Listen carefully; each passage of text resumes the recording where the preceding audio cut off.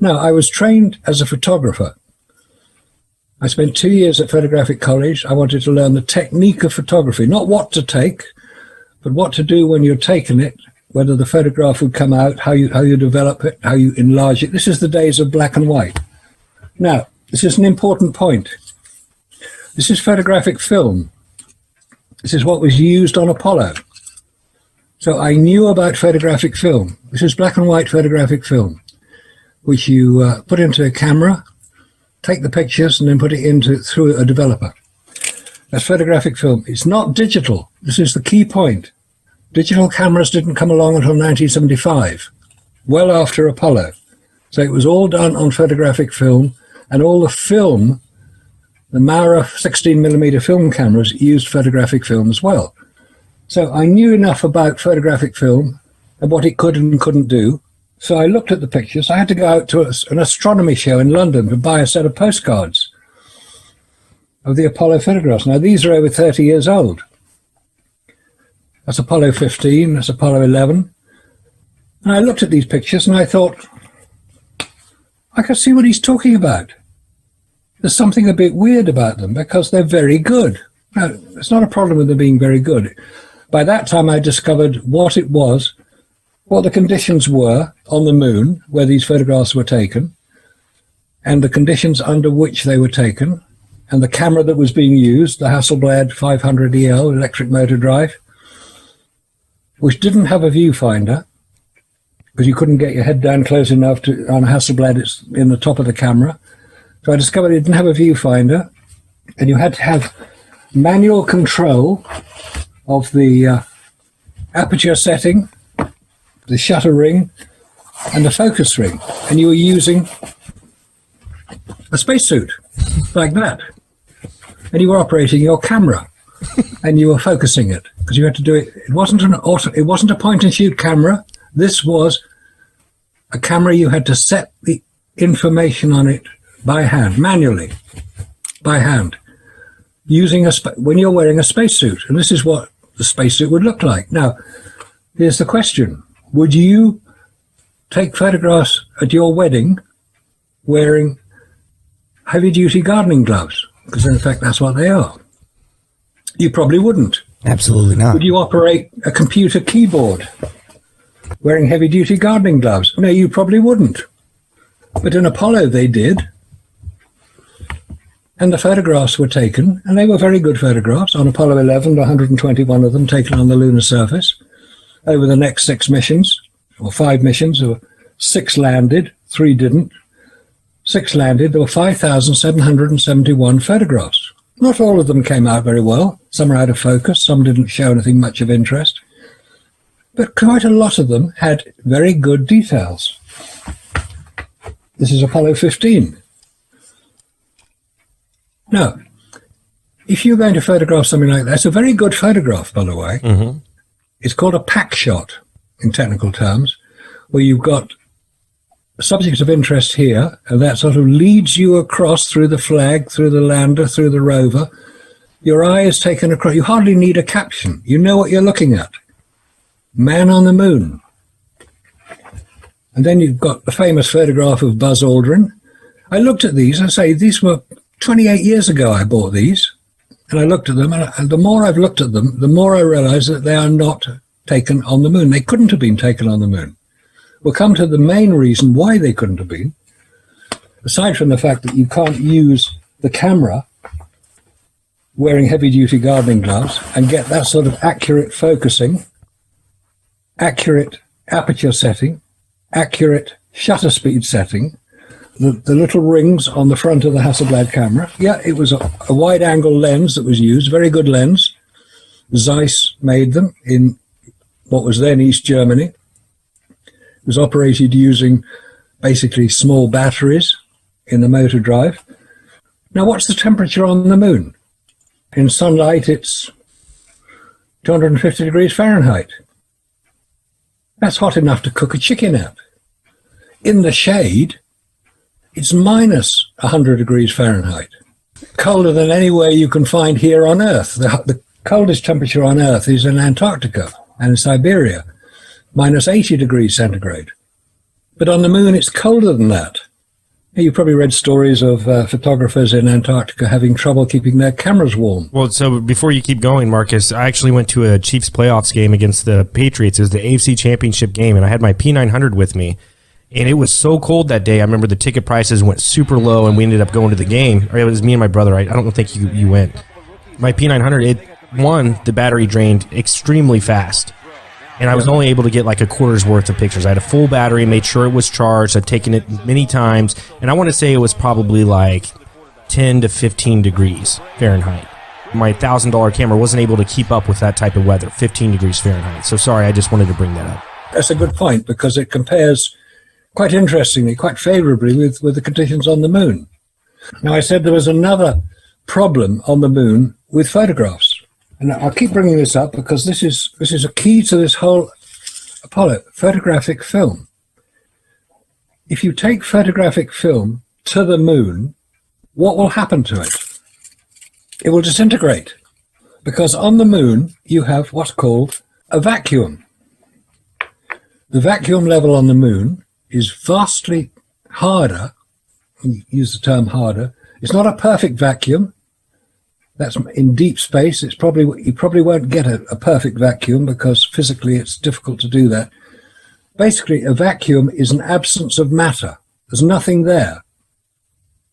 So if you put photographic film into a vacuum, which is what happens on the moon, the emulsion on which the sensitive photographic material is coated, on the back of it is a plastic backing. The photographic emulsion, which records the image, because it's light sensitive, that's why if you look there, it's a different color because it's been exposed for longer. If you put photographic film on the moon, it will basically be destroyed. How do we know this? There's some friends of mine in Canada, friends of Randy's actually as well, who went out and bought a commercial vacuum chamber, about the size of a small dustbin, about 3 or 4 foot high, 2 foot diameter. And it takes quite a long time to produce a vacuum inside it. Now, the first thing you can do to test if you've got it, you put a bowl of water in it, in the vacuum chamber, reduce the vacuum, the water starts to boil. That's called outgassing.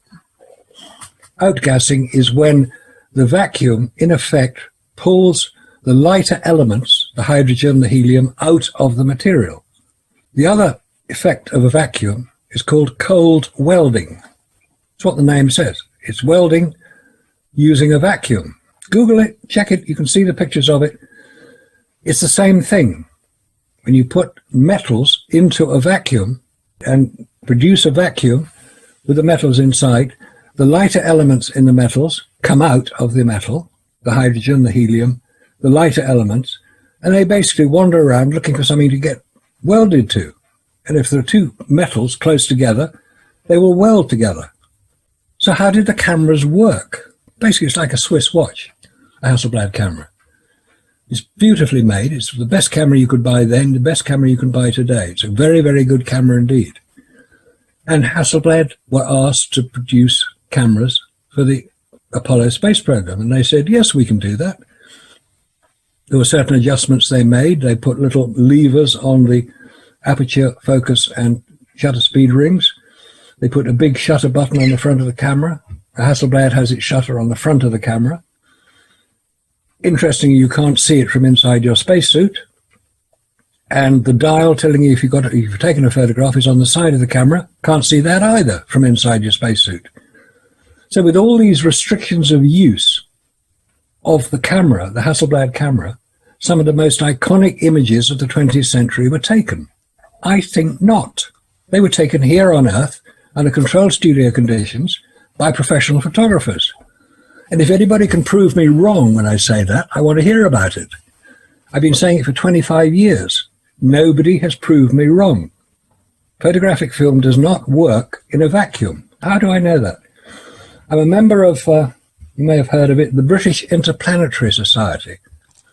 It's a space advocacy group in London. It's been around for about 80 years. 1933 it was for 90 years almost.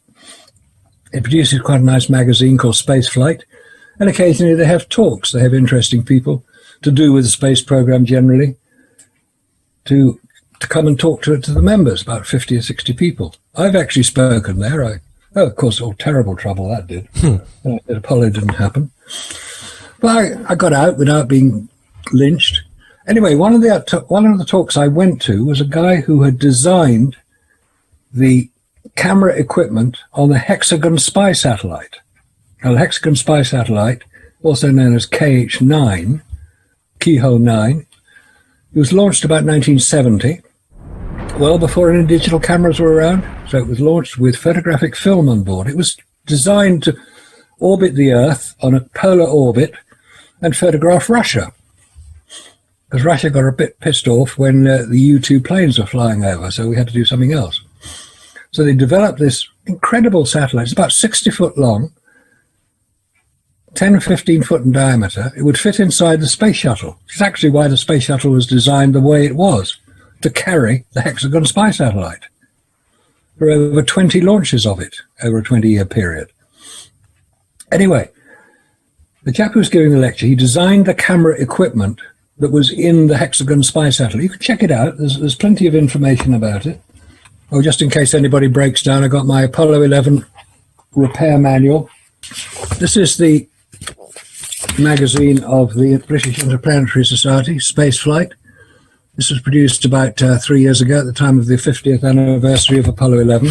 Anyway, this chap was talking about the camera equipment he'd used, and he mentioned, almost in passing, as if everybody knew, well, of course, we had to pressurize the film in the spy satellite. We had to pressurize the film, and he showed us the nitrogen gas bottle that they used to pressurize it with. It was all enclosed in a pressurized environment, about 1 pound per square inch, nothing very much.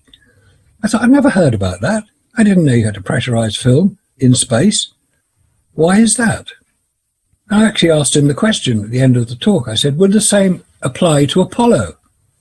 That the film has to be contained within a pressurized environment or it will get destroyed. He said, of course it will. Film is destroyed in a vacuum. I thought, bloody hell. I knew there was another spacecraft that used photographic film that had orbited the moon. It was called the Lunar Orbiter, not to be confused with the Lunar Reconnaissance Orbiter. That came in 2009. The Lunar Orbiter was sent in 1966 to photograph potential landing sites for Apollo. This is before anybody had attempted to do it. And that used photographic film in a pressurized environment within the spacecraft. And it used a form of Polaroid system where the film was developed on board the spacecraft. It was highly technical. The photograph was then scanned, and the scan was transmitted back to Earth, and the picture was reassembled. Incredible. This is the mid-1960s. So 2 spacecraft, the Hexagon spy satellite and the Lunar Orbiter, used photographic film in space under pressure. Each of them had pressure, and you can check the schematics of the Hexagon spy satellite, you can check the schematics of the Lunar Orbiter, and you can see it says pressurized container. Did NASA come back or walk back and say that they pressurized the film for Apollo 11? No, they didn't. So there's evidence out there to show people that they never pressurized the film, which the gentleman you talked to said it has to be pressurized. It has to be pressurized. And my colleague in Canada who did the experiment with his own very small-scale vacuum chamber, he put the equivalent film that had been used on Apollo into the vacuum chamber, and at a relatively low vacuum, the film, which he then put into a camera, took pictures with it, the color balance of the film was completely shot. The greens were not coming out green, the reds were not red, the blues were not blue. The film was shot. Now, vacuum is measured in something called TOR, T-O-R-R, named after the Italian scientist who developed the barometer, Evangelista Torricelli. TOR, T-O-R-R. At sea level here on Earth, it's 768 TOR. It's the equivalent of millimeters of mercury. You get to the top of Mount Everest, and the pressure is considerably less. It's 5 pounds per square inch. It's about 180 torr. You get to the International Space Station, it's torr 10 to the minus 3, relatively low, But when you get to the moon, it's 10 to the minus 12. It's almost nothing. And you put photographic film in it, it rips out the emulsion, because emulsion starts life as a liquid. It's coated onto the plastic backing. It's dried out, obviously, starts life as a liquid, and that liquid will become damaged by the vacuum. So how were these photographs taken? All these iconic images. Buzz Aldrin, taken by Neil Armstrong, we're told, on the moon. How was that taken? Question for you here now. I grew up with Photoshop. Was there any form of being able to doctor and clean up an image that possibly maybe that they had like shitty images that you were talking about, that it was probably a bad image, but then they just cleaned it up? Was there any form of that technology back then? With the original black and white film, you would use a photographic enlarger, sensitive photographic paper, chemicals to develop it. I mean, it all sounds very 20th century and a bit old-fashioned, but that's what happened in those days. Is there any belief in your mind, or heard an expert say that, yeah, these were poorly taken photos, but it was just re-enhanced for the public through some kind of doctoring just to brighten it or polish it? Where do they have these photos at, Marcus, of the original prints of the photos from the moon landing? Where are they at? In the Johnson Space Center, in climate-controlled vaults. Nobody has seen them. What they did when they developed them, they took prints off them, or duplicates. Hence the term dupe.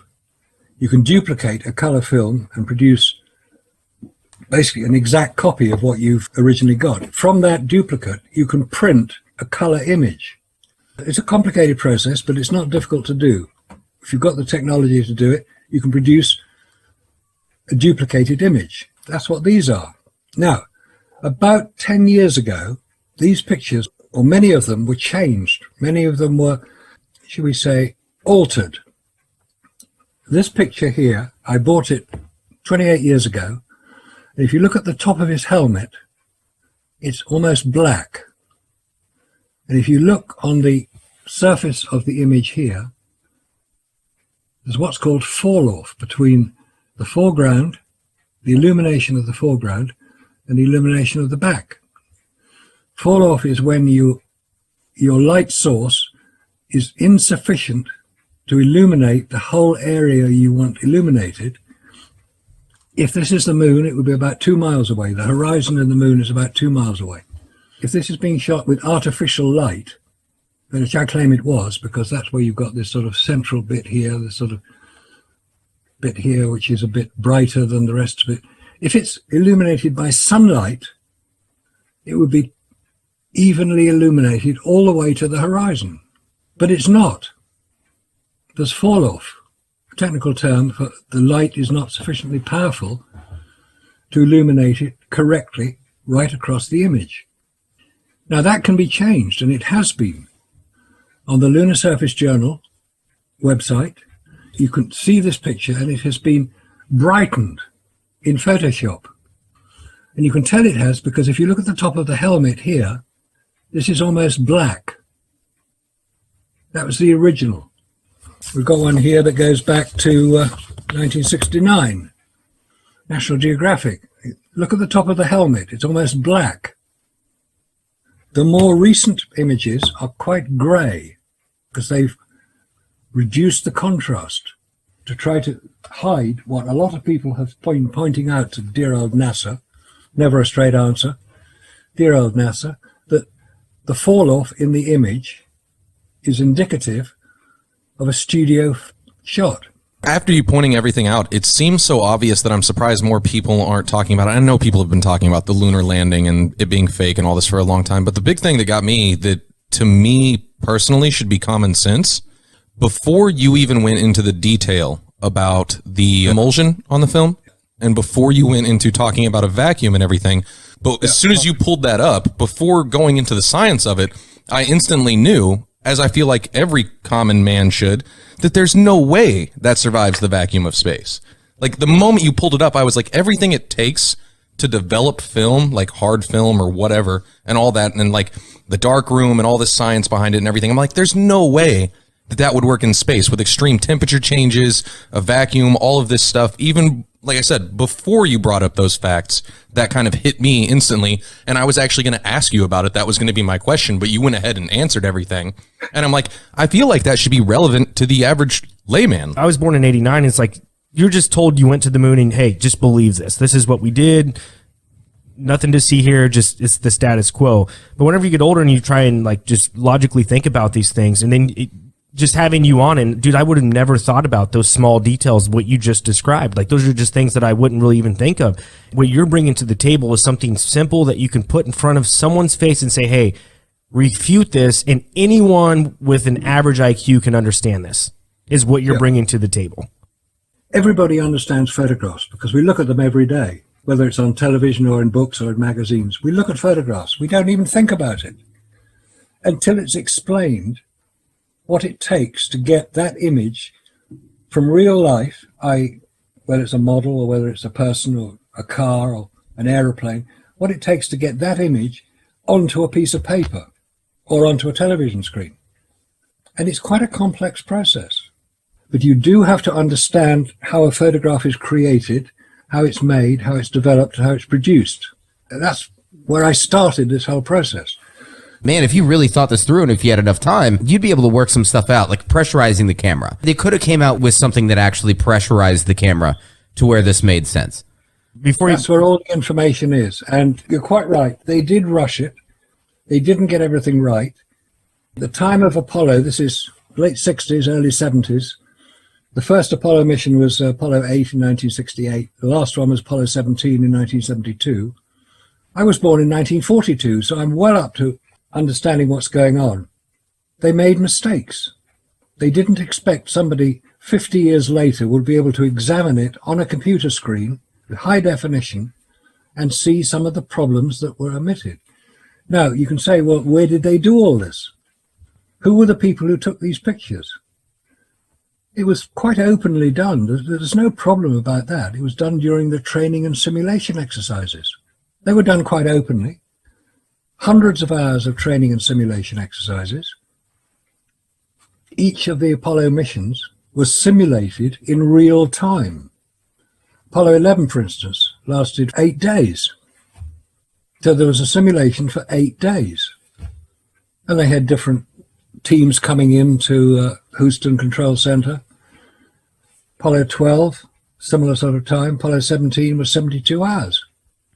Extraordinary amount of time that went into the simulation. I'm not really even worried about the simulations that they're doing. I'm more concerned and interested in what are more small details that you have to offer. Because, I mean, the first few details that you showed us, just those first few details, that's just one of many, I'm assuming. And what other small details are we missing here? I'm sorry, I don't want to backtrack, but to me, I think that's the most important thing. You can talk about all these other things, but it's just the small details that you can point out to people and say, hey, look at these small details and prove me wrong on this. Like the devil's in the details, right? Yeah. There's another detail I've got here. Here we go. You recognize this? It's a rock. Oh, that's a cat. It's a moon rock. Well, hey, it's worth about $1 million. How do I know it's real? How do you know it isn't? And NASA will tell you? NASA will come and arrest me because I'm not supposed to have it. No private citizen is supposed to have moon rock. I've been showing it publicly for about 10 years, 15 years. Nobody's come along, because if they did, it would probably prove what I'm saying is correct. This is what people think a moon rock looks like. It's actually called breccia. It's a volcanic, that's what they say the moon is made of. Different things, that's quartz, feldspar, mica, the various components of it, all mixed together because they got melted. So you've got a piece of moon rock. How do we know that the moon rock, 382 kilos of it, they brought back from the moon, is moon rock? How do we know that? Wouldn't you need something to compare it to, realistically? Good point. You would need something to compare it to. So, have they got any moon rock they can compare it to? If this is a piece of moon rock, where is another piece of moon rock you can compare it to and say, yes, it is, no, it isn't? Because NASA, God bless them, if there was a piece of rock that we knew had come from the moon, we could compare the two. Ah, there is. They found it in Antarctica. Werner von Braun, remember him? He was the chap who designed that bloody great rocket. 365-foot high Saturn V rocket. He was a Nazi, came from Germany. He was responsible for the V2 rockets that landed on London and during the Second War. 1,200 of them landed on London. I had to get out because I was in London at the time. So he built the Saturn V rocket, and for some reason in 1967 he went on a trip to Antarctica. What? He was supposed to be building rockets, not going to Antarctica, but he went to Antarctica and he brought back a load of rocks. Because if you got something hits the moon hard enough, it will dislodge some surface material, which if it is hit hard enough, it will then escape from the lunar gravity and will be caught by the Earth's gravity and eventually find its way to Earth. And of course, Antarctica is a great place to look for rocks because they're black and you can see them against the snow. The story is that he found a load of rocks in Antarctica. I don't know if that's true or not. I've seen him in Antarctica. That's for real. Is there a way that they could confirm that like that's moon rock that they found in Antarctica as compared to like asteroid meteorites? Like rock from the moon compared to a random asteroid that has meteorites? Like how do they know that it's from the moon and not from something else, you know, interstellar? If it was a meteorite that has just landed on Earth because it was wandering through space and thought, oh look, there's a nice place to land, landed on Earth, it would have what's called a crust on it because it would come in through the Earth's atmosphere quite fast. And the heat of the entry, we'll get onto the heat of entry of the Apollo spacecraft, you've got this rock coming through the Earth's atmosphere, whoa, 40-odd thousand miles an hour, it burns the crust. And that's how you can tell if it's a meteor, I'm told. But you can take the crust off. It's not difficult. Maybe the crust was taken off. Who knows? Which, by the way, you can buy fake moon rock. There are companies that sell it, put in artificial moon rock, and you can do it. That's what Tom Hanks used when he did his From the Earth to the Moon miniseries. He bought several tons of this stuff and spread it out on the studio floor so it looked like the moon. Do you know the real story of Apollo 13? Do you know what really happened? No idea. 13? I mean, if you've seen the Tom Hanks film, you've got a pretty good idea. You know, they launched up, they got about halfway to the moon, oxygen tank explodes. Oh God, we've got a problem. And so they have to go on around the back of the moon, come back, and everybody's getting very overexcited, and they have to jury rig up their lithium dioxide crystal scrubbers to make sure they don't die from carbon dioxide poisoning. And they land back, and they're all heroes and get met by the president, and it's all wonderful. What's the real story of Apollo 13? What really happened on Apollo 13? Okay, Apollo 13 launched on April the 11th, 1970. Check, that's quite easy. Bloody great rocket takes off. 2 minutes after it takes off, it disappears from sight. We have to rely on NASA to tell us what's going to happen next. And it goes 2 orbits of the Earth, and then it translunar injection, off it goes to the moon. That's the official story.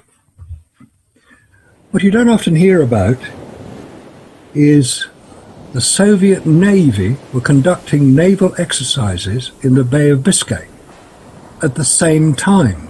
The Bay of Biscay is north of Spain, west of France. It's a big area of water called the Bay of Biscay. It's very rough, and the Soviet Navy, the Northern Fleet, based in Murmansk in northern Russia, were conducting exercises. This is quite routine stuff, nothing unusual about it at all. And in part of that exercise, they found an Apollo command module floating in the water. What the hell is going on?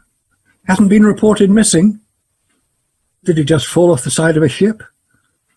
Anyway, the Soviet Navy hauled it on board, took it back to Murmansk. 6 months later, the US Coast Guard cutter South Wind was paying a courtesy visit to Murmansk, and they collected this command module from Murmansk. There are pictures of it. on the front of the ship, the South Wind, U.S. Coast Guard cutter. Took it back to their port in Baltimore, and it's now on display at the Grand Rapids Museum in Michigan. Where is the real Apollo 13 command module on display? It's actually on display at the Kansas Cosmodrome. And you can go and see it. You can't see inside the one at Grand Rapids Museum, because guess what? In 1976, it was sealed for 100 years, the 300th anniversary of the founding of America, 2076. What's all that about? So there are 2 Apollo command modules from Apollo 13. Why was that command module, whatever it is, whether it's called a boilerplate, i.e. a practice command module, boilerplate BP1227, that's its official title, it was never reported missing. There's another interesting area, which maybe we haven't touched on quite so much yet, is if Apollo was faked from the beginning, why was it faked? Go back to the late 1960s. What's happening in America in the 1960s? Vietnam. Vietnam, getting very unpleasant. You've heard of the My Lai massacre? M-A-I-L-A-I, My Lai. It was 500 Vietnamese civilians were shot by American troops, deliberately. Why did the Vietnam War start? What's that all about?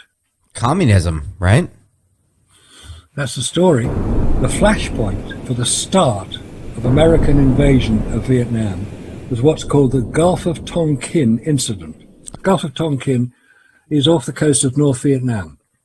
And what supposed to have happened was that several North Vietnamese torpedo boats attacked American ships. One of them was the USS Maddox. The commander of the USS Maddox was a guy by the name of Admiral George Morrison. You might have heard of his son, Jim Morrison. That's crazy. No. Then we get into Laurel Canyon. Heard of Laurel Canyon? I've heard of Laurel Canyon. I don't remember the story. Okay, it's north of Los Angeles. It's the links between the American intelligence services and the military, specifically the civilians. If you go onto a site called the Center for an Informed America and read what Dave McGowan has written there about Laurel Canyon, you'll get a completely different story. He also did a 13-part series called Wagging the Moon Doggy. It's all about Apollo. A Center for an Informed America. Dave McGowan has died, but his daughter is maintaining the website so people can read it.